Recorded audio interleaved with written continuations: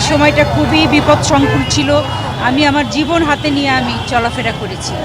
আর তারপর থেকে আপনারা জানেন যে 13 সালে আমি বিএনপিতে যোগদান করার পর থেকেই কিন্তু আমার ক্যারিয়ারটা একদম নষ্ট করে দিয়েছে তারা।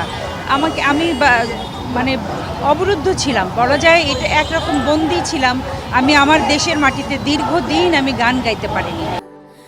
স্যান্ডেলিনা সো, রূপচর্চায় আভিজাত্য। একজন শিল্পীর যখন কণ্ঠরোধ করা হয় সেটাকে আসলে বন্দিত্বই বলা যায়। তো যাই হোক, সেগুলো আমি সব কিছু ভুলে যেতে চাই। আমি নতুন করে আশায় বুক বেঁধেছি। আমি সারা জীবন আমার দেশের মানুষের জন্য, সামাজিক সমস্ত বৈষম্যর জন্য, অসহায় মানুষের জন্য এবং সুবিধাবঞ্চিত শিশু, বৃদ্ধ, অসহায় বৃদ্ধদের জন্য আমি কাজ করে গেছি। আমার অনেকগুলো অর্গানাইজেশন আছে, তার সাথে আমি ওতপ্রোতভাবে জড়িত। আমি সেই কাজগুলোই একদম অনেক বড় পর্যায়ে ছড়িয়ে দিতে চাই।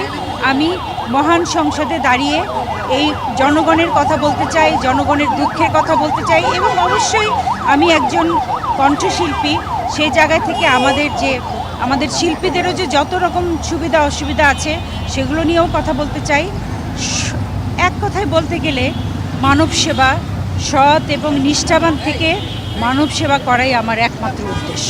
আমি শিল্পী হয়ে আমার যে চেষ্টা থাকবে যে আমাদের দেশের সাংস্কৃতিক অঙ্গনটা খুব সুশৃঙ্খলভাবে আবার নতুন করে গড়ে উঠুক, নতুন উদ্যমে গড়ে উঠুক। আমাদের শহীদ প্রেসিডেন্ট জিয়াউর রহমান যেভাবে আমাদের সংস্কৃতি অঙ্গনকে সামনের দিকে এগিয়ে যাওয়ার জন্য উনি সৃষ্টি করেছিলেন নতুন করি। তো আমি কিন্তু সেই নতুন করির একজন প্রতিযোগী এবং পুরস্কারপ্রাপ্ত প্রতিযোগী। আমি বিশ্বাস করি যে দেশের সংস্কৃতি যত উন্নত সেই দেশ তত উন্নত এবং শিক্ষিত। তো সেই দিক থেকে আমি আমার শিল্পীদের জন্য আমি কাজ করে যাব নিরন্তর।